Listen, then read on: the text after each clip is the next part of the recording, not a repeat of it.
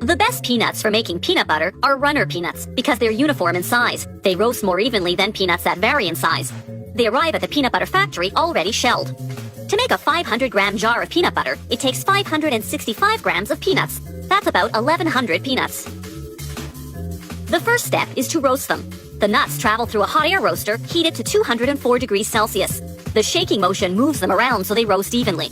More than 3,600 kilograms of peanuts go through this roaster per hour.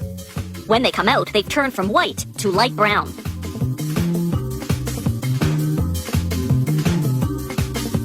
Next, they go into another machine, which fast cools them at room temperature using suction fans that circulate air quickly. This rapid cooling process is critical. It halts the cooking and prevents the peanuts from losing too much oil. Next, the peanuts go through a machine called the blancher. It removes the outer skins by rubbing them between rubber belts. Then it splits the kernels and removes the heart of the peanut, which has a slightly bitter taste. But what's discarded doesn't go to waste. The skins go to farmers for pig feed, and the hearts go into bird feed.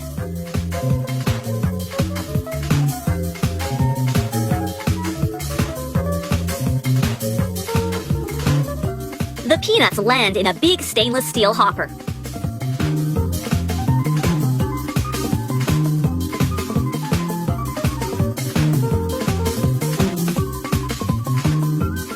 From there, they drop down into the grinder to be ground into a paste.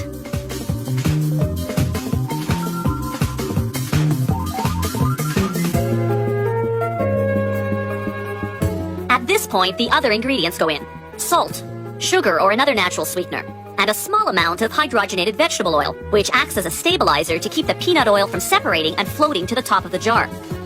Peanut butter contains no artificial coloring or artificial sweeteners. It has no preservatives either, yet doesn't need to be refrigerated. The peanut butter is finally ready. All that mixing has heated it up to 60 degrees Celsius. It goes through a cooling system to bring it down to 38 degrees. Now it can go into jars. Peanut butter is a healthy, protein-rich food with plenty of vitamins, minerals, and fiber. It has no cholesterol, but it does contain fat. The good news is that more than 80% of that fat is unsaturated. In other words, good fat that may actually help lower certain cholesterol levels in the blood. The bad news is that the rest of the fat content is trans fat, or bad fat. It comes not from the peanuts themselves, but from the hydrogenated vegetable oil that's used as the stabilizer to keep the peanut oil from separating. If you want to avoid that, you can eat all natural peanut butter, which doesn't contain a stabilizer. You'll just have to stir the peanut oil that collects at the top of the jar. Once the jars are filled with peanut butter, they go through the capping machine. The caps have an aluminum seal inside. As the caps pass through a heat machine, the seal drops down and adheres to the top of the jar, creating an airtight seal. A machine prints the production date and the expiration date.